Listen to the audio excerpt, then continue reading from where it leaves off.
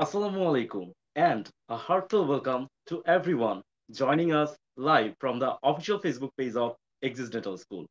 সুধী দর্শক মণ্ডলী, আজকে একটি নতুন যাত্রার শুরু, এমন একটি উদ্যোগ যা শুধু আপনার দাঁত নয়, ছুঁয়ে যাবে আপনার মন, আপনার জীবনের অভ্যাস, এমনকি আপনার আত্মবিশ্বাস।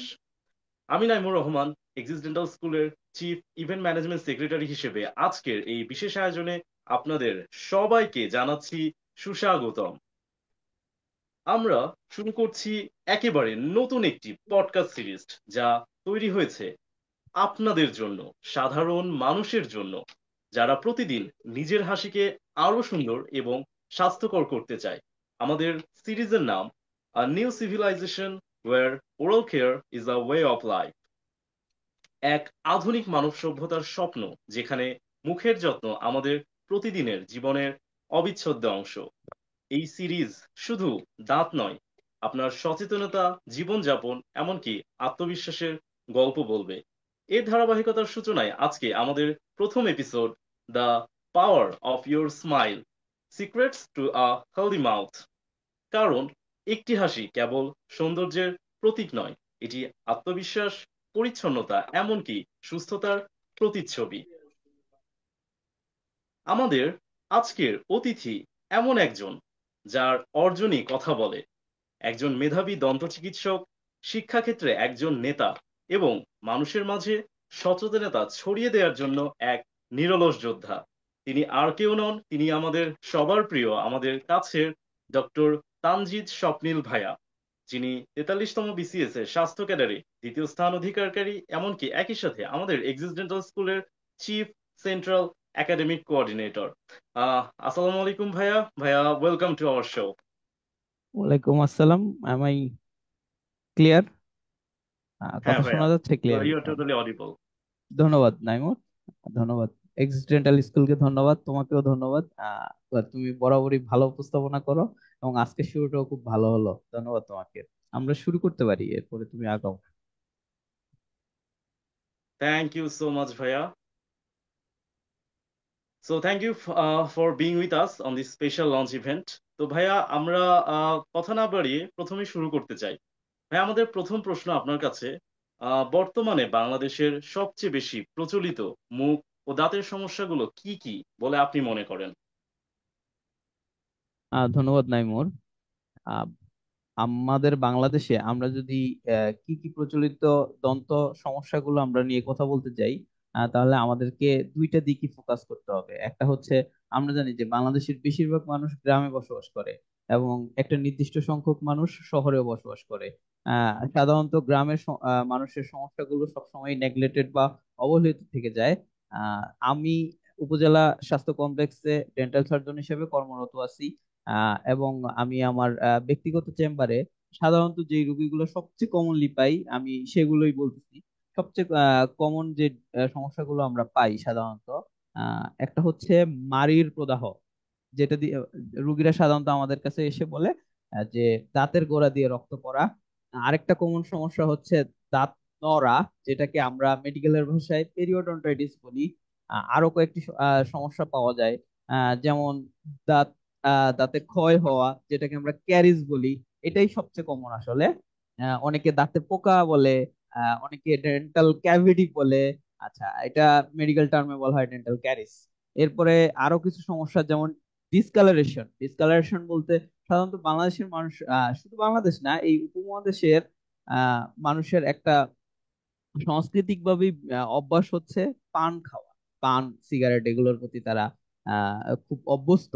এই কারণে দেখা যায় যে দাঁতের যে নর্মাল কালারটা বা রংটা সেটা থাকে না, এটা ডিসকালার্ড হয়ে যায়। এটাও একটা কমন সমস্যা। এর বাইরেও আমরা আরো বড় বড় কিছু সমস্যা পেয়ে থাকি সাধারণত প্র্যাকটিসে। একটা হচ্ছে অ্যাক্সিডেন্ট। অ্যাক্সিডেন্ট বা দুর্ঘটনার কারণে অনেক সময় দাঁত নড়ে যাওয়া, ভেঙে যাওয়া, এমনকি দাঁত তার সকেট থেকে, অর্থাৎ যেই জায়গাটাতে দাঁতটা থাকে সেখান থেকে বের হয়ে চলেও আসে অনেক সময়। এটা একটা সমস্যা, যেটাকে আমরা এভালশন বলি মেডিকেলের ভাষায়। এবং আরেকটি বড় সমস্যা হচ্ছে ডেন্টাল। আমরা জানি যে বডির যে কোনো জায়গায় ক্যান্সার হতে পারে। সেই ধারাবাহিকতায় আমাদের ওরাল ক্যাভিটি বা মুখ গহ্বরেও ক্যান্সার পাওয়া যায়। তো এটাও আরেকটা সমস্যা মুখ গহ্বরের। এবং ক্যান্সার ছাড়াও ক্যান্সারের আগের স্টেজ বা এগুলাকে মেডিকেলের ভাষায় বলা হয় প্রি ক্যান্সারাস কন্ডিশন বা প্রি ক্যান্সারাস লেশন। এরকম সমস্যাগুলো আমরা আমাদের চেম্বারে বা প্র্যাকটিস লাইফে আমাদের হসপিটালে পেয়ে থাকি। অসংখ্য ধন্যবাদ ভাইয়া। ভাইয়ার নিজের নলেজ এবং অভিজ্ঞতা থেকে আমার মনে হয় যে আমাদের বাংলাদেশের মানুষরা যে ধরনের সমস্যাগুলো সচরাচর ফেস করে থাকেন তার প্রত্যেকটাই ভাইয়া সুন্দর করে বলে দিয়েছেন। আমরা যেহেতু চাচ্ছি একটা নতুন বাংলাদেশ তৈরি করতে, একটা নতুন সভ্যতা তৈরি করতে, যারা তাদের এই মুখ গহ্বরের স্বাস্থ্য অর্থাৎ ওরাল ক্যাভিটির অ্যাওয়ারনেস নিয়ে অবশ্যই সচেতন থাকবে। তো ভাইয়া, আপনি যেহেতু প্র্যাকটিস করছেন, তো আপনার কাছে কি মনে হয়েছে আমাদের বাংলাদেশের শহরাঞ্চল এবং গ্রাম অঞ্চল দুই অঞ্চলের মানুষদের এই মুখগহ্বরের যে স্বাস্থ্য সচেতনতা সেটা নিয়ে কোনো পার্থক্য আছে, বা কি কি ধরনের পার্থক্য আছে বলে আপনি মনে করেন? আচ্ছা, এটা একটা খুব ভালো কোশ্চেন যে গ্রাম অঞ্চল এবং শহর অঞ্চল মুখের যে স্বাস্থ্য সেটার মধ্যে কোনো পার্থক্য আমরা দেখি কিনা।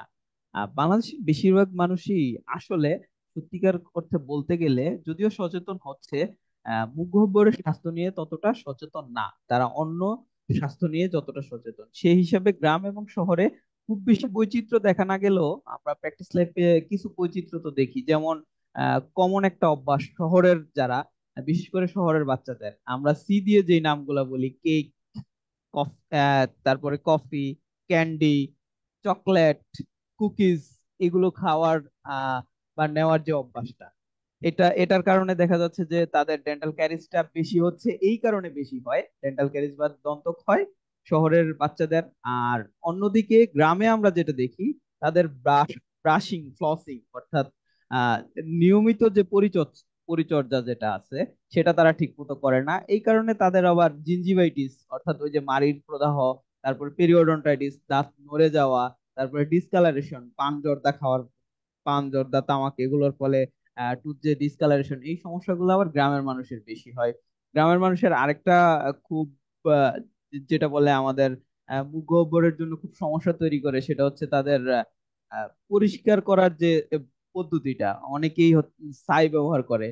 তারপরে দেখা যায় যে নাম না জানা সামনে একটা গাছের ডাল পাচ্ছে, সেটা ভেঙেই কিছুটা চিবিয়ে অথবা শেষে মাথাটা ওটাকে মেসওয়াকের মতো ব্যবহার করে শুরু করে দেয়। কিন্তু মেসওয়াক কিন্তু একটা নির্দিষ্ট গাছ বা কয়েকটা নির্দিষ্ট গাছ দিয়ে ব্যবহার করতে হয়। তো সেক্ষেত্রে দেখা যায় যে এই ধরনের সমস্যাগুলো তাদের বেশি হয়। আবার শহরের, যদিও এটা বাংলাদেশে কমন না, তারপরেও খুব এলিট সোসাইটিতে হয়তো অ্যালকোহলের একটা প্রবণতা আছে, অ্যালকোহল ড্রিঙ্কিং এর। সেক্ষেত্রে অ্যালকোহল ড্রিঙ্কিং জনিত মুখ গহ্বরের যে সমস্যাগুলা তাদের আবার এদিকে বেশি হয়। এই তো মোটামুটি এইগুলাই গ্রাম শহরের মধ্যে পার্থক্য।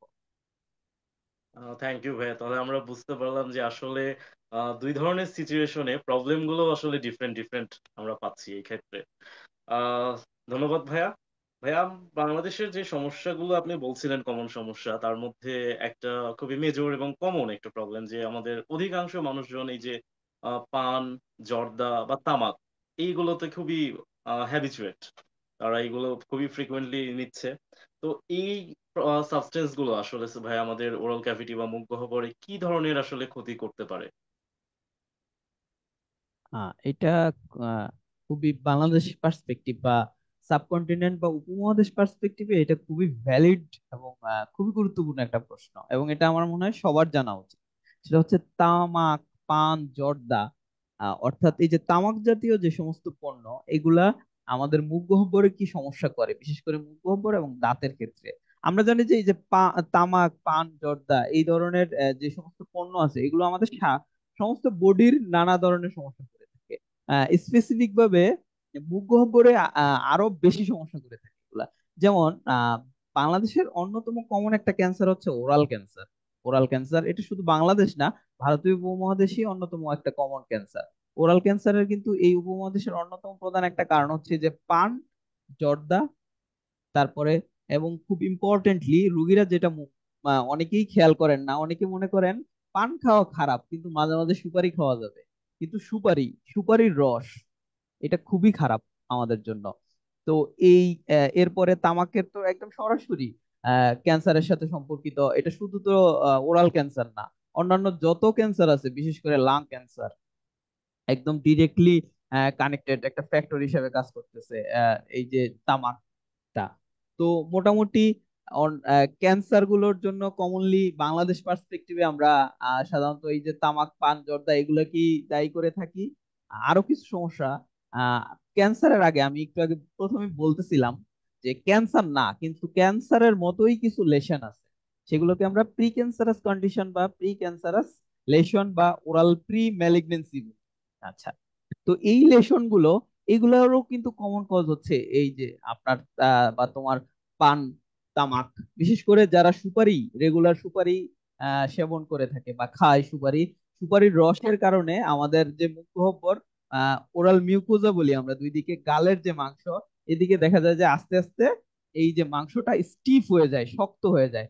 তখন আমরা যে নর্মাল যে এই যে হাঁ করা একটা নির্দিষ্ট যে মাত্রা থাকে, অর্থাৎ 35 থেকে 50 মিলিমিটার বা তার আশেপাশে, এটা কিন্তু হয় না। আস্তে আস্তে মুখ গহ্বর সংকুচিত হতে থাকে, অর্থাৎ মুখ ছোট হয়ে যাওয়া, ওপেনিং ছোট হয়ে যাওয়া, এটাও কিন্তু একদম সরাসরি পান, জর্দা, সিগারেট, সুপারির সাথে সম্পর্কিত। অসংখ্য ধন্যবাদ ভাইয়া।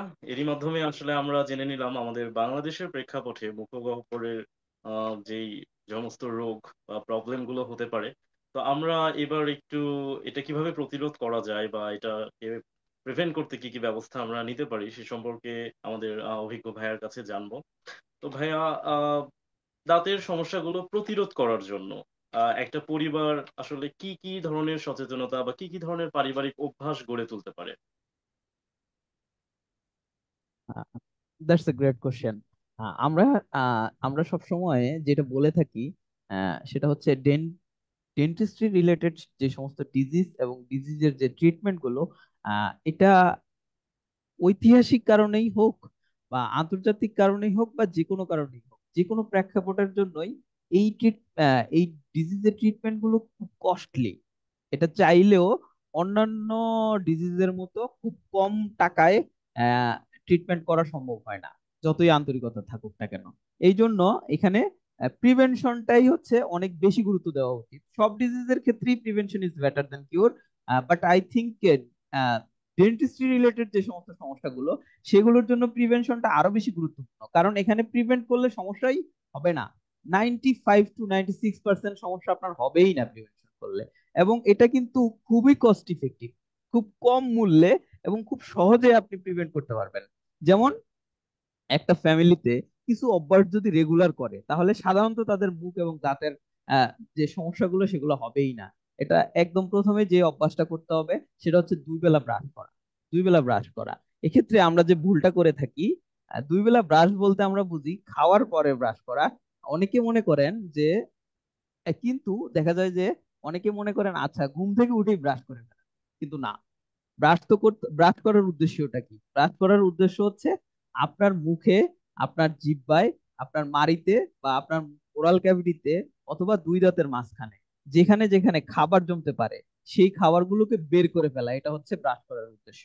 এখন আপনি যদি খাবারের আগেই ব্রাশ করে তারপরে খান, তাহলে লাভ হইলো কি? অর্থাৎ এটা রাত্রে দেখা যায় যে সমস্যা হয় না, রাতে ব্রাশ সবাই খাওয়ার পরেই করে, কিন্তু সকালের নাস্তার আগে ব্রাশ করে, এটা কিন্তু একটা সমস্যা। ব্রাশ করতে হবে সকালবেলা নাস্তা খাওয়ার পরে, রাত্রে ডিনার করার পরে ব্রাশ করতে হবে, অর্থাৎ এটা হচ্ছে ব্রাশ করার নিয়ম। আচ্ছা, এরপরে যেটা করতে হবে, ডেন্টাল ফ্লসিং করা। ফ্লসিং মানে কি? ফ্লসিং এখানে সাধারণ মানুষরা শুনতেছেন, ফ্লসিং খুব সহজ। আপনি যদি একটা ফার্মেসিতে গিয়ে বলেন আমাকে ডেন্টাল ফ্লস দেন, ওনারা দিয়ে দিবে। এটা হচ্ছে সুতার মতো, সাদা সুতার মতো থ্রেড লাইক একটা স্ট্রাকচার, যেটা আঙ্গুলে পেঁচিয়ে, বা এখন তো অনেক বেশি আপডেটেড, এখন আলাদা ছোট ছোট ফসের টুকরা পাওয়াই যায়। দুই দাঁতের মাঝখানে আপনি যদি ঢুকিয়ে পরিষ্কার করেন, তাহলে খাবারটা জমতেছে না। এটা আরেকটা ভালো অভ্যাস। ফ্লসিং প্রত্যেকবার খাবারের পরে করলেই ভালো হয়, কিন্তু দিনে মিনিমাম একবার করতে হবে। মিনিমাম একবার করতে হবে, প্রত্যেকবার খাবারের পরে করতে পারলেই হয়। তো দুইটা অভ্যাস গেল। এবং 3 নাম্বার হচ্ছে গার্গলিং করা। গার্গলিং অর্থাৎ গড়গড়া করে কুলি করা। আমরা যারা মুসলিম আমরা জানি যে আহ, রোজা ছাড়া অন্যান্য যে কোনো অবস্থায় আমরা যখন উজু করি আমাদেরকে গড়গড়া করে কুলি করতে বলা হয়। এটা কিন্তু খুবই ভালো একটা অভ্যাস। আমাদের কি করতে হবে? প্রত্যেকবার খাবারের পরে, বিশেষ করে মিষ্টি জাতীয় কোনো খাবার অথবা এমন কোনো খাবার, স্টিকি ফুড যেগুলো দাঁতের সাথে আহ, যে কোনো সারফেসে অথবা দুই দাঁতের মাঝখানে জমে থাকে, সেগুলো খাওয়ার পরে আমাদের খুব ফোর্সফুলি পানি দিয়ে কুলি করতে হবে। এটা কিন্তু এটা করাটা খুব প্র্যাকটিক্যাল। যেমন একটা বাচ্চা স্কুলে গেল, আমরা কি তাকে ব্রাশ দিয়ে দিব সাথে? সে একটা চকলেট খাবে বন্ধুর সাথে গিয়ে, আহ, তারপরে কি সে ব্রাশ করতে পারবে ব্যাগ থেকে বের করে? এটা তো প্র্যাকটিক্যাল না। বা তার কাছে সে ফ্লসিং ও করতে পারবে না স্কুলে, বাট সে কিন্তু স্কুলে কিন্তু পর্যাপ্ত পানির সাপ্লাই আছে, সে কুলি করতে পারবে। সুতরাং এই অভ্যাসটা যদি তাকে করানো হয় ছোটবেলা থেকে, অর্থাৎ আমরা তিনটা খুব সহজ বাট প্রতিনিয়ত অভ্যাস যদি প্র্যাকটিস করি আমাদের ফ্যামিলি গুলাতে, তাহলে আমি মনে করি না এটা, সমস্ত ডেন্টাল এক্সপার্টরাই মনে করে আর কি, বিশেষজ্ঞরা মনে করেন যে আমাদের যে মুখ এবং দন্তরোগ বিষয়ক যে সমস্ত সমস্যাগুলো আছে, এগুলো অনেকটাই, বেশিরভাগটাই প্রিভেন্টেবল, এবং তারা বেশিরভাগই সেরে যাবে। অসংখ্য ধন্যবাদ ভাইয়া আমাদেরকে এত সুন্দর করে বোঝানোর জন্য। আমি আশা করি যে আমাদের সুধী দর্শক মন্ডলীরা নিশ্চয়ই বুঝতে পেরেছেন যে একটি পরিবারে আসলে কি কি অভ্যাসগুলো গড়ে তোলা প্রয়োজন। তো ভাইয়া, আমরা যে দুই বেলা ব্রাশিং করব, তো এই ক্ষেত্রে আসলে টুথপেস্টের কোনো ভূমিকা আছে কিনা? মানে আমাদের কি বিশেষ কোনো টুথপেস্ট বিশেষভাবে প্রয়োজন, নাকি যে কোনো একটা টুথপেস্ট ইউজ করলেই হলো? এটা আসলে অনেকে জিজ্ঞেস করেন যে আমরা কোন টুথপেস্ট আসলে প্রেফার করব। হ্যাঁ, এটাও একটা ভালো কোশ্চেন। আমরা যখন প্র্যাকটিস করি, আমরা হসপিটালের প্র্যাকটিস বা প্রাইভেট প্র্যাকটিসের ক্ষেত্রে খুব কমনলি একটা রোগীদের কাছ থেকে প্রশ্ন শুনতে পাই যে, ডাক্তার সাহেব বা স্যার, একটা টুথপেস্ট রিকমেন্ড করেন আমাকে। আচ্ছা, এক্ষেত্রে আমি যেটা বলবো, আহ, বাজারে দেশীয় এবং আন্তর্জাতিক যে সমস্ত টুথপেস্ট গুলো, মানে ব্র্যান্ডের যে টুথপেস্ট গুলো আছে, এগুলো সবগুলাই মোটামুটি একই কম্পোজিশনের। আপনারা যদি পরে দেখেন, বেশিরভাগ দেখবেন সেম কম্পোজিশনের, মেইন ইনগ্রিডিয়েন্টস যেগুলো আছে সবগুলা টুথপেস্টই আছে। ওকে। তো আমি এই কারণে সাধারণত আমি কোনো স্পেসিফিক ব্র্যান্ডের নেম আমি সাজেস্ট করি না পেশেন্টদেরকে। আমি বলি যে আপনি ব্রাশ টুথপেস্ট ইউজ করতে থাকেন, ভালো ভালো টুথপেস্ট গুলো কিনে আপনার মুখের সাথে। আমরা অনেকটা মেয়েদের মেকআপ প্রোডাক্টের মতো, অর্থাৎ সব মেকআপ প্রোডাক্ট তো সবই ভালো, বা কিন্তু তার বডির সাথে, তার স্কিনের সাথে যেটা স্যুট করতেছে, সে যেটাকে নিতে পারতেছে, তার বডি যেটাকে একসেপ্ট করতেছে, সে সেটাই ব্যবহার করবে। এক্ষেত্রে টুথপেস্টের ক্ষেত্রেও আমার পরামর্শ থাকবে, মোটামুটি ভালো ব্র্যান্ডের যে সমস্ত টুথপেস্ট গুলো আছে সবগুলাই আপনি ট্রাই করবেন। এর মধ্যে আপনার জন্য যেটা সবচেয়ে বেশি ইউজ করা কমফোর্টেবল, দাম প্লাস হচ্ছে টুথপেস্টের একটা গন্ধ থাকে, যেটা অর্ডার বা ঘ্রাণ বলতে পারেন, এটা যদি আপনি সহ্য করতে পারেন। অনেকের অ্যালার্জিক রিয়েকশনের ব্যাপার থাকে, সবকিছু মিলে আপনার সাথে যেটা যায় আপনি সেটাই ইউজ করবেন। তবে আমার রিকমেন্ডেশন সেক্ষেত্রে থাকবে, ভাইয়া মানে আমাদের ফ্লুরাইডেশনের কোনো ইয়েস, ব্যাপার আছে কিনা হ্যাঁ, টুথপেস্টের জন্য? ডাক্তার হিসেবে বা ডেন্টিস্ট হিসেবে আমার রিকমেন্ডেশন থাকবে, আপনি টুথপেস্ট কেনার আগে অবশ্যই ইনগ্রেডিয়েন্টস গুলো পড়ে দেখবেন সেখানে ফ্লোরাইড আছে কিনা, ফ্লোরাইড আছে কিনা। আমাদের দাঁতের জন্য খুবই জরুরি একটা, কি বলে, খুবই জরুরি একটা আয়ন। আমরা যারা কেমিস্ট্রি পড়াশোনা করেছি আমরা জানি যে পর্যায় সারণীর একটা খুব গুরুত্বপূর্ণ মৌল হচ্ছে ফ্লোরাইড। এটার ফ্লোরাইড আয়ন F- যেটা, এটা অবশ্যই থাকতে হবে, এবং এটা একটা নির্দিষ্ট মাত্রায় থাকতে হবে, সাধারণত 500 থেকে 1000 ppm। আমি আবার রিপিট করতেছি, 500 থেকে 1000 ppm বা এর আশেপাশে ফ্লোরাইড যে সমস্ত ব্রাশে থাকবে, যে সমস্ত টুথপেস্টে থাকবে, সেগুলো আমরা ব্যবহার করতে পারবো। আহ, এটাই হচ্ছে আহ, সবচেয়ে ভালো সাজেশন আর কি টুথপেস্টের ক্ষেত্রে। এরপরে আপনি ব্যবহার করতে করতে আপনার সাথে যেটা স্যুট করবে আপনি সেটাকে অ্যাডজাস্ট করে নেবেন। থ্যাংক ইউ সো মাচ ভাইয়া, এত সুন্দর করে আমাদের সুধী শ্রোতা মন্ডলীকে বুঝিয়ে দেওয়ার জন্য। আমরা দেখলাম যে পারিবারিক ভাবে কিভাবে মেজারমেন্ট গুলো নেওয়া যায় মৌখিক স্বাস্থ্য রক্ষায়। ভাইয়া, ছোট বাচ্চাদের জন্য বিদ্যালয় ভিত্তিক মৌখিক স্বাস্থ্য সচেতনতা যে কর্মসূচিগুলো করা হয়, সেগুলো কি আসলে খুব একটা কার্যকর কিনা, বা কতটা কার্যকর বলে আপনি মনে করেন? স্কুল ডেন্টাল হেলথ প্রোগ্রাম বা বিদ্যালয় ভিত্তিক যে সমস্ত স্বাস্থ্য কর্মসূচি, এটা শুধু গুরুত্বপূর্ণ না, আমি মনে করি এটা মাস্ট। আচ্ছা, আমরা জানি যে বাংলাদেশ সহ পৃথিবীর যে কোনো দেশে আমাদের এই যে আমরা যে ডিজিজ বা রোগাক্রান্ত হই, এর একটা বড় কারণ হচ্ছে আমরা প্রিভেনশনের উপর গুরুত্ব দেই না। আমরা রোগটা যখন হয়ে যায় তখন আমরা অনেক বেশি, আমরা সরকার সহ, সরকার থেকে শুরু করে একদম রোগী ব্যক্তি পর্যায়ে, পরিবার পর্যায়ে অনেক বেশি কনসার্ন হয়, আহা রোগটা হয়ে গেল, কিন্তু সেই রোগটা প্রতিরোধ করার জন্য যা দরকার সেখানে আমাদের কনসার্ন কিন্তু খুব কম। তা আমি আগেই মেনশন করছি যে যদি ডেন্টালের যে সমস্ত সমস্যাগুলো আছে, কমন যে প্রবলেম গুলো আছে, এগুলা কিন্তু বেশিরভাগই প্রিভেন্টেবল। তো প্রিভেনশন আসলে কোথা থেকে শুরু হয়? প্রিভেনশন শুরু হয় ফ্যামিলি থেকে। অবশ্যই শিক্ষা যেমন মায়ের কাছ থেকে শুরু হয় একটা সন্তানের, এরকম প্রিভেনশনটাও ফ্যামিলি থেকেই শুরু হয়। এরপরে একটা লম্বা সময় কিন্তু বাচ্চা স্কুলে থাকে।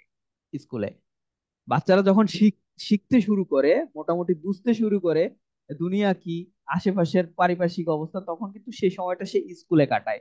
সুতরাং কোনো একটা অভ্যাস, সেটা অভ্যাস হোক বা বদ অভ্যাস, ওই স্কুল সময়ে তার মধ্যে যদি গড়ে ওঠে, সেটা কিন্তু চেঞ্জ করাটা অনেক বেশি কষ্টকর হবে। যেমন এই 28 বছর 30 বছর বয়সে এসে আমি যে অভ্যাসগুলো ছোটবেলাতে আমার মধ্যে চলে এসেছে, সেগুলো পরিবর্তন করা কিন্তু আমার জন্য অনেক কঠিন, কিন্তু একটা 5 বছরের বাচ্চার জন্য এটা কিন্তু অত কঠিন হবে না। আবার যার বয়স 60 65 বছর 70 বছর, ওনার জন্য ব্যাপারটা আরো বেশি কঠিন হয়। সুতরাং এই প্রিভেনশন গুলো যদি আমরা স্কুল লেভেল থেকেই শুরু করতে পারি, তাহলে খুবই ভালো হয়। এবং স্কুল লেভেলের যেটা আরো বড় একটা সুবিধা, আমি যদি একটা বাচ্চাকে শিখিয়ে দিই, সে স্কুল লেভেলের বাচ্চারা কি করে, মায়ের কাছে, বাবার কাছে, বড় ভাই বোনের কাছে, তার পাড়া প্রতিবেশীর কাছে কিন্তু গল্প করে, যাদের সাথে তারা ফ্রি থাকে, আমরা স্কুলে এটা শিখেছি এটা শিখেছি। তো এই যে তারা শুনলো আমার একটা কথা, আমি যদি ডেন্টাল সার্জন হিসেবে একটা স্কুলে গিয়ে তাদেরকে সচেতনতামূলক প্রোগ্রাম গুলো আমি কন্ডাক্ট করি, সে বাসায় এসে কিন্তু তার মার কাছে বলবে, মায়ের কাছে, বাবার কাছে, যে ডাক্তার বলছেন যে আমাদের 2 বেলা ব্রাশ করতে হবে। এই যে শুনলো, তখন সে নিজে সচেতন হইলো এবং তার মা বাবাও কিন্তু বুঝবে এই যে ব্রাশ করতে হবে 2 বেলা, কখন ব্রাশ করতে হবে, তার কাছ থেকে শুনলো। এখন তো অনেক বেশি আপডেটেড দুনিয়া। তো তারা তখন গুগল বলেন, অনলাইন অন্যান্য চ্যাট জিপিটি, বিভিন্ন জায়গায় সার্চ করবে, ইউটিউবে ভিডিও দেখবে, আরো যারা সচেতন আছেন তাদের তাদের সাথে কথা বলবে। তখন এই যে জিনিসটা নিয়ে আমাদের অজান্তেই এবং কোনো টাকা পয়সা আলাদাভাবে খরচ না করেই কিন্তু একটা সচেতনতা বা অ্যাওয়ারনেস চেইন তৈরি হচ্ছে। এটা স্কুল থেকেই সম্ভব, স্কুলের বাইরেও সম্ভব। কিন্তু আমাদের তো আসলে বাড়ি বাড়ি গিয়ে সেই মানে মানুষকে সচেতন করা এত লোকবল আমাদের নাই, এবং সেটা আসলে প্র্যাকটিক্যালি খুব বেশি ফিজিবলও না, আমরা বললেও এটা সম্ভব না। সুতরাং স্কুল লেভেল থেকে শুরু করাটা আমার মনে হয় খুব বেশি জরুরি। থ্যাংক ইউ সো মাচ ভাইয়া। আমি নিজেও একটা গল্প জানি যে নেসলে কোম্পানি যে ম্যাগি নুডলস আমরা এখন সবাই খাই, জাপানে নাকি একসময় এটা কেউ খাইতো না। তো ওদেরকে এই টেস্টটা শেখানোর জন্য একদম স্কুলের বাচ্চাদের থেকে শেখানো হয়েছিল। And এই জেনারেশনটা যখন বড় হয়েছে, তারপর থেকে জাপানে ম্যাগিটা ইয়া খুব প্রচলিত হয়েছে। তো সেক্ষেত্রে আমরাও এই ট্যাকটিক্সটা আসলে ফলো করতে পারি।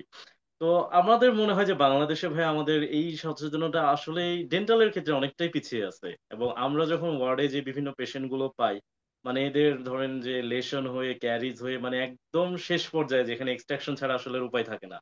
তো মানুষজন আসলে কেন এত দেরিতে আসলে এই ডেন্টাল ট্রিটমেন্টটা নিতে আসে, তার আগে থেকে কেন সচেতনতা হয় না? আপনার অভিজ্ঞতা থেকে ভাই আপনার কি মনে হয়? আচ্ছা, এক্ষেত্রে আমি প্রথমেই অনেকবার বললাম মনে হয় আজকের আলোচনায়, সেটা হচ্ছে আমার টোটালি আমাদের বাংলাদেশের যে স্বাস্থ্য ব্যবস্থা অত বেশি, যদিও সরকার প্রতিনিয়ত চেষ্টা করে যাচ্ছে, এখনো আপগ্রেডেড লেভেল, একদম হাইয়েস্ট আপগ্রেডেড লেভেল সেখানে যায়নি। এর অন্যতম একটা বড় কারণ হচ্ছে আমাদের মধ্যে সচেতনতার অনেক বেশি অভাব আছে। আমরা অন্যান্য বিষয় নিয়ে, আমরা আমাদের বাসা বাড়ি নিয়ে, আমরা কি মোবাইল ব্যবহার করব, কোন গ্যাজেট ইউজ করব, কোন ধরনের কসমেটিক্স ব্যবহার করব, কি খাবো, এগুলো নিয়ে যতটা কনসার্ন, আমরা কিন্তু আমাদের স্বাস্থ্য সমস্যাগুলো নিয়ে আসলে অতটা বেশি কনসার্ন না, যতক্ষণ পর্যন্ত রোগটা না হয়ে যাচ্ছে।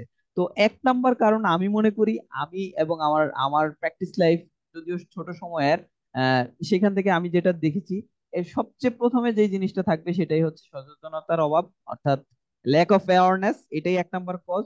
2 নাম্বার হচ্ছে ডেন্টিস্ট্রি বিষয়ক আরো কিছু স্পেসিফিক কারণ দেখা যায়, সেটা হচ্ছে ডেন্টাল ট্রিটমেন্টের কস্ট। আমরা মানে আমাদের বাংলাদেশের বা মানুষের জনসাধারণের মধ্যে একটা কথা প্রচলিত আছে, ডাক্তাররা কসাই। তো তাদের মধ্যে প্রচলিত ব্যাপারটা এরকম যে ডাক্তাররা যদি কসাই হয়, তাহলে ডেন্টাল সার্জন বা ডেন্টিস্টরা হচ্ছে কসাইদের হেডমাস্টার।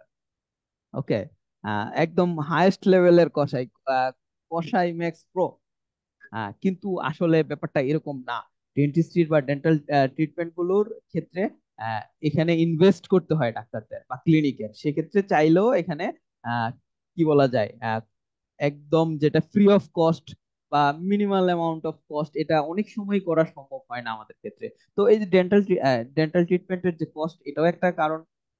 আহ আরেকটা কারণ হচ্ছে কুসংস্কার।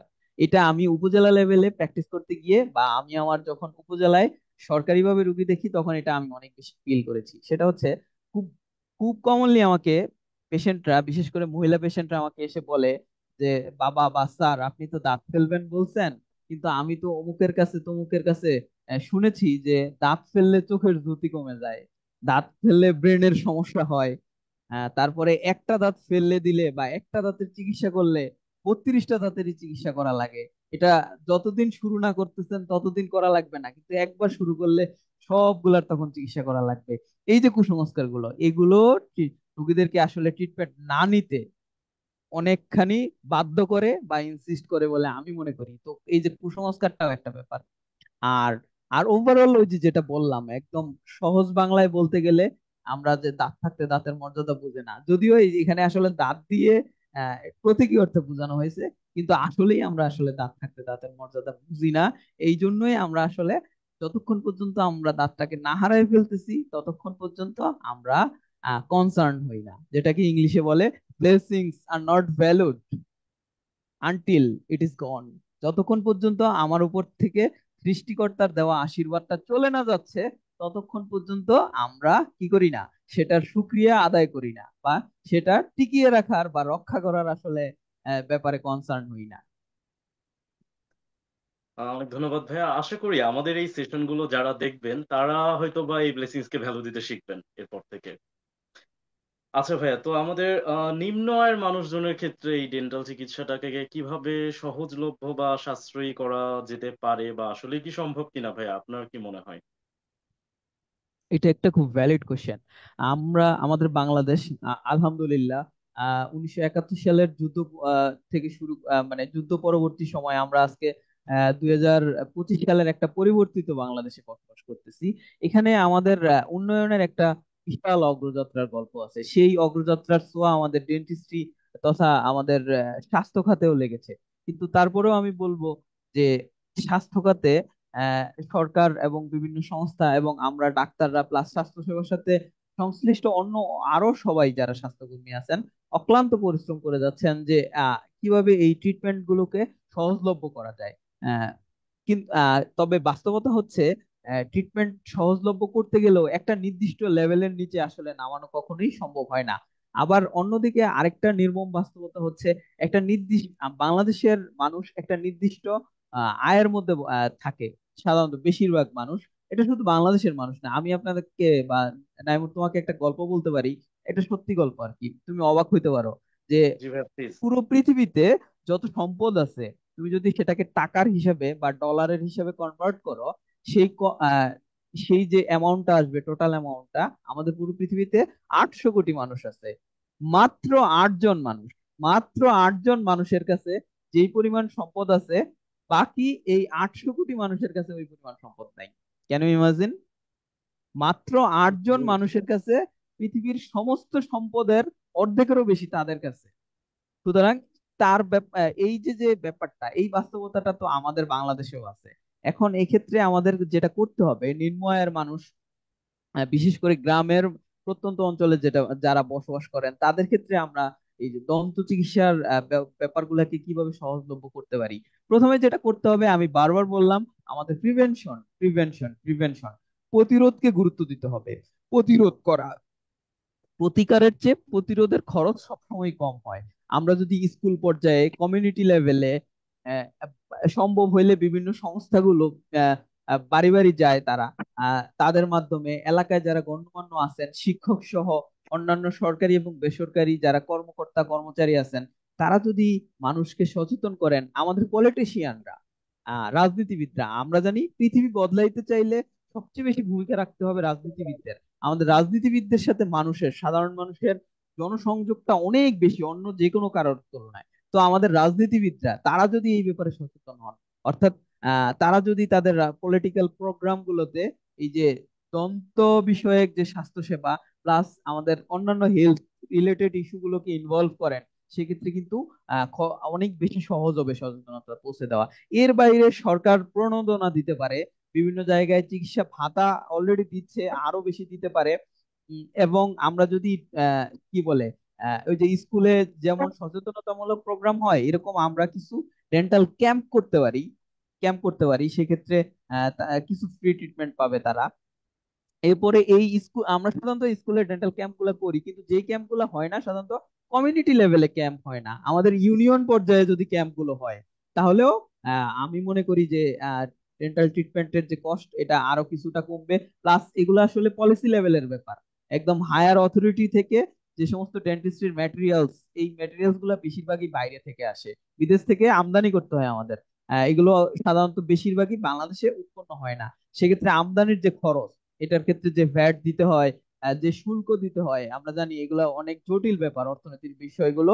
এইগুলো যদি পলিসি লেভেল থেকে এইগুলো কমানো হয়, সেক্ষেত্রে আমাদের যে লোকাল যারা ডিলার আছেন তারাও এগুলোর দাম কম রাখবেন। প্লাস সবার শেষে আমাদের ডাক্তারদের ভূমিকা সবচেয়ে বেশি। আমরা আসলে ডাক্তার মানে মানবিক মানবিক ডাক্তার, এই টার্মটা আমি আসলে খুব একটা পছন্দ করি না। কারণ ডাক্তারকে আবার আলাদা আলাদাভাবে মানবিক বলতে হবে কেন? সব ডাক্তারই মানবিক, কারণ সে তো শপথ করে ডাক্তার মানবিক হবে, এটা শপথ করেই ডাক্তার হয়েছে। সুতরাং তাকে আবার আলাদাভাবে মানবিক ডাক্তার অমানবিক ডাক্তার এরকম কোনো ডাক্তার নাই। Doctor is doctor, and every doctor তাদের মধ্যে হিউম্যানিটি থাকবে। আর নয় সে তো ডাক্তারই না, সে তো তার নিজের শপথ ভঙ্গ করতেছে। সুতরাং রোগীদেরকে যেন ওভারকোস্ট না হয়ে যায়, বিশেষ করে যারা মানে একটু নিম্ন আয়ের মানুষ, তাদেরকে যদি একদম মিনিমাল অ্যামাউন্ট অফ কস্ট যেটা আছে সেটা রেখে চিকিৎসা দেওয়া যায়, বা সম্ভব হইলে কখনো কখনো মাসে বছরে একবার দুইবার বিভিন্ন উদযাপন প্রোগ্রাম, ঈদ যেমন সামনে ঈদ আসতেছে, এই উপলক্ষে যদি খুব কম দামে বা একটা মিনিমাল অ্যামাউন্টের ট্রিটমেন্ট কষ্ট রেখে ট্রিটমেন্ট দেওয়া যায়, সেক্ষেত্রে এই সুযোগগুলা গ্রামের মানুষ আশা করি নিতে পারবে। আমাদের ডাক্তারদেরও এই ভূমিকাগুলো আছে। প্লাস হচ্ছে আমরা আমাদের যে ডক্টর অর্গানাইজেশন গুলো আছে, কমিউনিটি আছে, আমরা যদি ডক্টর কমিউনিটি অর্গানাইজেশন গুলো আমাদের ডেন্টাল ম্যাটেরিয়ালস এর যে কস্টটা, এটা যে সিন্ডিকেট, এই সিন্ডিকেটের বিরুদ্ধে আমরা নিজেরা ঐক্যবদ্ধ হই, সেক্ষেত্রেও কষ্ট আমার মনে হয় কিছুটা কমবে বলে আমি মনে করতেছি। তো আসলে এটা মাল্টিফ্যাক্টোরিয়াল অ্যাপ্রোচ হতে হবে এখানে। শুধুমাত্র রুগী বা শুধুমাত্র ডাক্তার অথবা শুধু সরকার, কেউ একা এটা কমাইতে পারবে না। সবার জায়গা থেকে সর্বোচ্চ লেভেলের যখন আগ্রহ এবং মানবিকতা নিয়ে এটাকে অ্যাপ্রোচ করা হবে, তখনই আসলে চিকিৎসা সেবাটার মূল্যটা কমবে এবং নিম্নয়ের মানুষগুলো আরো বেশি চিকিৎসা সেবা পাবে আমি মনে করি। অসংখ্য ধন্যবাদ ভাইয়া, এত সুন্দর করে বিস্তারিতভাবে আমাদেরকে পুরো ব্যাপারটা বুঝিয়ে দেওয়ার জন্য। আমরা ভাইয়ার বক্তব্যে বুঝতে পারলাম যে আমাদের এই সমস্যাটা আসলে খুব ছোটখাটো না, হ্যাঁ এটা অনেক বড়। এবং এখানে একদম পলিসি মেকার থেকে শুরু করে একদম তৃণমূল পর্যন্ত, হ্যাঁ প্রত্যেকের সম্মিলিত প্রচেষ্টার ফলে আসলে আমরা এটাকে করতে পারি, অর্থাৎ এটা নিয়ে কাজ করার আসলে আমাদেরও অনেক সুযোগ আছে। তো নিশ্চয়ই আমরা এক্সিস ডেন্টাল স্কুল থেকে চেষ্টা করব আমরা সবাই এই ব্যাপারে সচেতন হওয়ার, একসাথে কাজ করার। এবং যেসব জুনিয়র ডাক্তাররা দেখছেন বা আমার মতো স্টুডেন্টরা যারা আছে, নিশ্চয়ই ভাইয়ার কথায় আমরা অবশ্যই অনুপ্রাণিত হব এবং ভবিষ্যতে এটা নিয়ে কাজ করব, এই দৃঢ় প্রতিজ্ঞায় আমরা সবাই করছি ইনশাল্লাহ। ভাইয়া আমরা অনুষ্ঠানের প্রায় অনেকটা শেষ দিকেই চলে এসেছি। আমরা last but not the least একটা কোশ্চেন করতে চাই যে ভাইয়া কোন কোন সিমটম গুলো বা লক্ষণ গুলো দেখলে একজন মানুষকে খুবই দ্রুত ডেন্টাল ক্লিনিকে চিকিৎসা নিতে আসা উচিত, মানে কোন কোন এমার্জেন্সি কন্ডিশনে আসলে দেরি করা উচিত না একজন পেশেন্টের? Okay Naimur, the last question but very important question, সেটা হচ্ছে কখন ডক্টরের, বিশেষ করে আমরা যেহেতু এখন মুখ গহ্বরের স্বাস্থ্য নিয়ে কথা বলতেছি, কখন একজন ডেন্টিস্টের বা ডেন্টাল সার্জনের আমরা শরণাপন্ন হব রোগীদেরকে। যেটা আমি খুব সহজ বাংলায় বলি, আপনি আপনার সমস্যা থাকুক বা না থাকুক, আপনি বুঝেন আর না বুঝেন, বছরে 2বার ডেন্টাল সার্জনের সাথে আপনি দেখা করবেন। তার সাথে গিয়ে আপনি আপনার পরিচিত যে ডেন্টাল সার্জন পাশে পাশে থাকবে। এবং আরেকটা ব্যাপার, এই নাইমুর, যেহেতু এটা এরপরে আর তুমি প্রশ্ন করবা না, আমি আরেকটা বিষয়ে সচেতন করতে চাই। উপজেলা লেভেলে প্র্যাকটিস করতে গিয়ে আমি যেটা খেয়াল করেছি, ডেন্টাল বা সার্জন বা ডেন্টিস্ট কে, এটাই আমাদের বাংলাদেশের বেশিরভাগ মানুষ আসলে জানে না। চেনে না, বা ওকে, বিডিএস ডিগ্রির যে একটা হ্যাঁ, ডিগ্রি এটাও আসলে হু জানে ইজ না। দ্য অ্যাকচুয়াল ডেন্টিস্ট, এটাই তারা আসলে জানে না। আমি একদম সহজ করে বলি, আপনারা ডাক্তার অমুক তুমুক, ডাক্তার এক্স ওয়াই এটা দেখবেন না, আপনারা দেখবেন ডিগ্রি কি তার। একটা মাদার ডিগ্রি আছে ডেন্টাল সার্জনদের বা ডেন্টিস্টদের, সেটা হচ্ছে ভিডিএস বাংলাদেশে, ব্যাচেলর অফ ডেন্টাল সার্জারি। এই বিডিএস লেখা আছে যার ডিগ্রিতে, যার কার্ডে, যার পরিচিতিতে, সেই হচ্ছে অরিজিনাল ডেন্টাল সার্জন। এর আগে পরে যাই থাকুক না কেন ওইগুলো ইম্পর্টেন্ট কিছু না। ওকে, এটা আগে বলে নিলাম। এখন আপনি আপনার একদম নিয়ার বাই যে ডেন্টিস্ট আছে তার সাথে আপনি, আপনার সমস্যা থাকুক বা না থাকুক, আপনি বছরে 2 বার দেখা করবেন, এটা হচ্ছে জেনারেল রুল। ওকে, এবার আসেন একদম ইমিডিয়েটলি কখন দেখা করতেই হবে। আচ্ছা, প্রথমেই যেই কমন সমস্যাটা জন্য আপনার দেখা করতে হবে ইমিডিয়েট, সেটা হচ্ছে আপনি যখন দেখবেন সকালবেলা ঘুম থেকে উঠছেন, ব্রাশ করতেছেন, দাঁতের গোড়া দিয়ে রক্ত পড়তেছে, অর্থাৎ মাড়ি থেকে রক্ত পড়তেছে, আপনার মনে করতে হবে যে আপনার যত দ্রুত সম্ভব আপনার ডেন্টিস্টের কাছে অথবা নিয়ার বাই যে গভর্নমেন্ট হসপিটাল বা ক্লিনিক আছে সেখানে আপনাকে যোগাযোগ করতে হবে। অর্থাৎ যখন মাড়ির গোড়া থেকে রক্ত পড়বে, এটা একটা, কোনো কারণে যদি দাঁত নড়ে যায়, আপনি হাত দিয়ে দাঁত নড়ালে যদি এটা যে কোনো একটা ডিরেকশনে, উপরের দিকে, বাইরের দিকে, সাইড টু সাইড যদি নড়ে, সেক্ষেত্রে আপনার ডাক্তারের শরণাপন্ন হতে হবে দ্রুত। এবং আরো কয়েকটা বিষয় বলি, সেটা হচ্ছে যদি কখনো রোড ট্রাফিক অ্যাক্সিডেন্ট সহ অন্যান্য যে সমস্ত ট্রমা হয়, যেমন ঘুষি দেওয়া, তারপরে মারামারি করতে গিয়ে মারামারি করতে গেলে অনেক সময় দেখা যায় যে মুখে ঘুষি অথবা অন্যান্য যে সমস্ত দেশীয় অস্ত্র শস্ত্র আছে সেগুলো দিয়ে আঘাত করা হয়। সেক্ষেত্রে আপনি আপনার ডেন্টাল সার্জনের বা ডেন্টিস্টের শরণাপন্ন হবেন। এরপরে আপনি যদি দেখেন, খুবই ইম্পর্টেন্ট, সেটা হলো আমরা কিন্তু বেশিরভাগ ওরাল ক্যান্সারের পেশেন্ট পাই যেগুলো এর আগেই আপনার সমাধান করা যাইতো, আগে যদি আসতো, ওরাল ক্যান্সারটা ডেভেলপই করতো না। সেটা হচ্ছে আপনার গালে, মাড়িতে অথবা মুখের কোনো জায়গায়, অর্থাৎ আপনার ওরাল ওপেনিং থেকে শুরু করে গলা পর্যন্ত কোনো জায়গায় যদি আপনি কোনো ক্ষত দেখতে পান, যেটাকে আলসার বলা হয়, সেটা যদি 15 দিনের বেশি, আমি রিপিট করতেছি, সেটা যদি 2 সপ্তাহ বা 15 দিনের বেশি আপনার মুখে থেকে যায়, তাহলে অবশ্যই আপনি ডেন্টাল সার্জনের শরণাপন্ন হইতে হবে। এটা আরেকটা বিষয়। আহ এরপরে আরো কিছু ইস্যু আছে যেগুলোতে আপনার খুব দ্রুত শরণাপন্ন হতে হবে। হঠাৎ করে একদিন ভোরবেলা যদি আপনি কাঁদতে কাঁদতে ঘুম থেকে উঠে যান, আসলে ছেলেরা হয়তো কান্না কান্না করে না, অনেক মেয়েরা কান্না করে, বা ছেলেরাও আসলে দাঁতের ব্যথা এত বেশি, অনেক সময় ছেলেরাও কান্না করে। ভোরবেলা ঘুম থেকে দাঁত উঠে যান ব্যথায়, সাধারণত দাঁতের ব্যথাগুলো রাতে বাড়ে। আচ্ছা, সেক্ষেত্রে আপনি যত দ্রুত সম্ভব আপনার ডেন্টাল সার্জনের সাথে পরামর্শ করবেন। এক্ষেত্রে রোগীরা যেটা করে, খুব কমন একটা প্র্যাকটিস হচ্ছে একটা ইটোরিক্স অথবা একটা কিটোরোলা গ্রুপের যে কোনো একটা ওষুধ খায়। ওষুধ খাওয়ার পরে তার ব্যথাটা হয়তো সাময়িক সময়ের জন্য ভালো হয়ে যায়, সে আর তার ডাক্তারের কাছে যায় না। রাতের সে রাতের সে কান্না সে ভুলে যায়। কিন্তু এক্ষেত্রেও আপনার খুব দ্রুত আপনার ডেন্টাল সার্জনের পরামর্শ আপনাকে নিতে হবে। এরপরে আপনি যদি দেখেন আপনার কোনো দাঁতটা, বিশেষ করে সামনে উপরের দাঁত, কোনো কারণে আপনার হঠাৎ করে কালো হয়ে যাচ্ছে, মানে ডিসকালার্ড হয়ে যাচ্ছে, বা ব্রাউন কালার বা হলুদ হয়ে যাচ্ছে, অর্থাৎ নর্মাল যে কালারটা সেখান থেকে বা বাদামি কালার, যে অন্যান্য কালার গুলা চলে আসতেছে, সেক্ষেত্রে আপনি বুঝবেন আপনার এই দাঁতে অন্য কোনো একটা সমস্যা হয়তো আছে। সেক্ষেত্রে আপনি যত দ্রুত সম্ভব আপনি ডাক্তারের সাথে যোগাযোগ করবেন। এবং সবচেয়ে কমন যেটা হয় বাচ্চাদের ক্ষেত্রে এবং অনেক বয়স্ক মানুষের ক্ষেত্রে, গ্রামের মানুষের ক্ষেত্রে এটা বেশি হয়, সেটা হচ্ছে হঠাৎ কোনো কারণে যদি আপনার মাড়ির এক পাশ বা 2 পাশ ফুলে যায়, লাল হয়ে যায়, সেক্ষেত্রে আপনি যত দ্রুত সম্ভব আপনি আপনার নিয়ার বাই যে ডেন্টাল সার্জন থাকবেন অ্যাভেলেবেল তার সাথে খুব দ্রুত যোগাযোগ করবেন। অসংখ্য ধন্যবাদ ভাইয়া। আশা করি আমাদের সুধী দর্শক মন্ডলীরা বুঝতে পেরেছেন। ভাইয়া একদম টু দা পয়েন্টে প্রত্যেকটা ইমার্জেন্সি সম্পর্কে আলোচনা করেছেন, মাশাআল্লাহ। আহ, তো ভাইয়া, আমরা মোটামুটি অনুষ্ঠানের শেষের দিকে, আমরা লাস্ট একটা ছোট্ট প্রশ্ন, না এটা আপনার কাছে একটা ছোট্ট একটা সাজেশন চাইবো। এই যে আমাদের যে বাংলাদেশের প্রেক্ষাপটে আমরা এই মুখ গহ্বরের স্বাস্থ্য সম্পর্কে আলোচনা করলাম, এবং আমরা আপনার আলোচনার মাধ্যমে জানতে পারলাম যে আমাদের এখানে আসলে অনেকগুলো সমস্যা আমাদের বাংলাদেশের মানুষগুলো ফেস করে।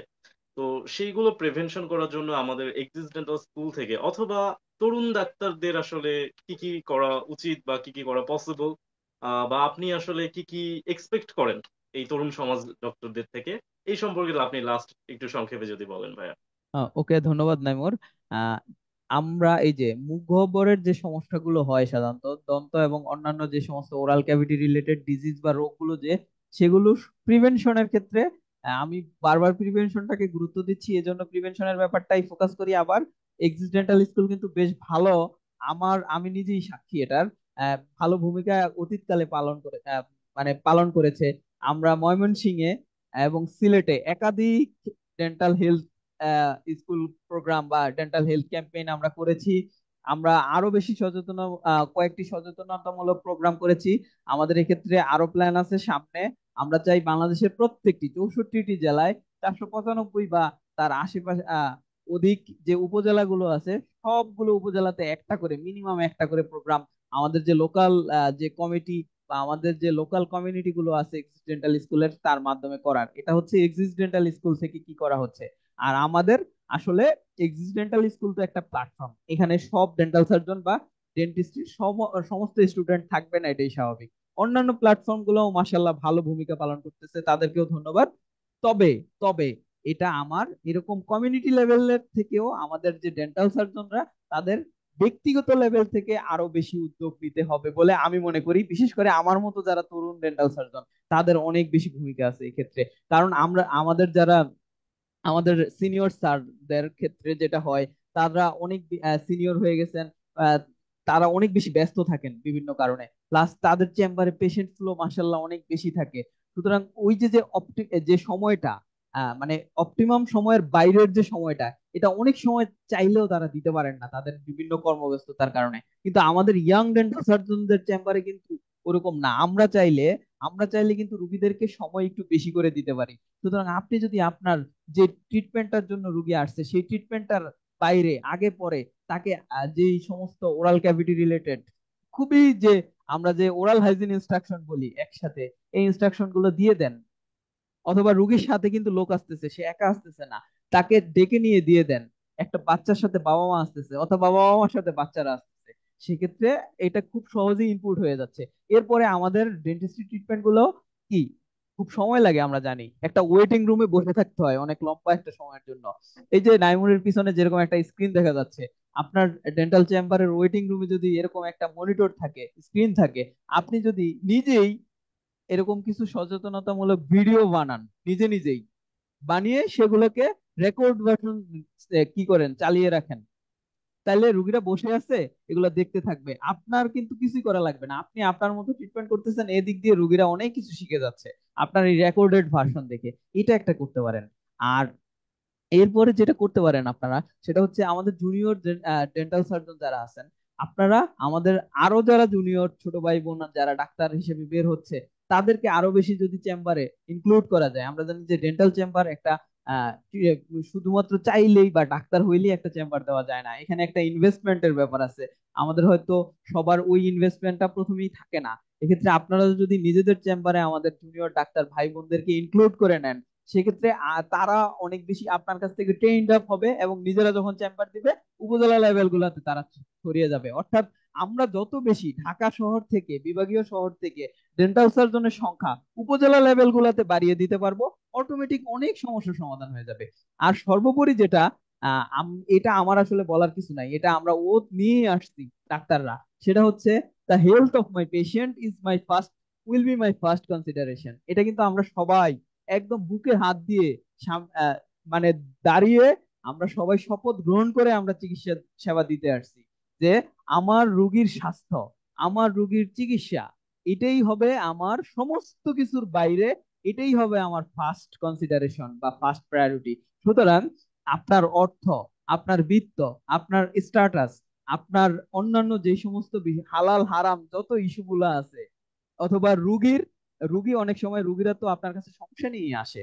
রুগীরা তো মন ভালো, যেমন কারোর ছেলে মেয়ের বিয়ে হবে, আমার আপনার কাছে তো মিষ্টি নিয়ে আসবে না, বরং ছেলে মেয়ের বিয়ের জন্য একটা দাঁত ভাঙা আছে, ডিসকালার্ড আছে, ওইটা রেস্টোরেশন করতে বা রুট ক্যানাল ট্রিটমেন্ট করতে বা প্রতিস্থাপন করতে আমার কাছে আসবে। সুতরাং তার মেজাজ তো এমনিই খারাপ, তো সে তো আমার সাথে একটু খারাপ ব্যবহার করতেই পারে, কিন্তু আমি তো ডাক্তার, আমি তার প্রতি এমপ্যাথেটিক হইতে হবে। আমার এটা ধৈর্য ধরে তাদের সমস্যাগুলো শুনতে হবে, এবং ধৈর্য ধরে তাদেরকে বুঝাইতে হবে। এটা হচ্ছে আমার ইয়াং ডেন্টাল সার্জনদের প্রতি আমি সহ, এটা আমার নিজেকেও বলা আসলে প্র্যাকটিস। এবং সবার শেষে আমাদের যেটা মাথায় রাখতে হবে সেটা হচ্ছে আমাদের সমস্ত ইনকাম, আমরা যে ইনকাম করব, আমাদের ইনকাম দিয়ে কিন্তু আমরা একা চলি না, আমরা আমরা ফ্যামিলিকে চালাই, আমাদের এই ইনকাম দিয়ে আমরা আমাদের ভবিষ্যৎ প্রজন্মকে চালাবো।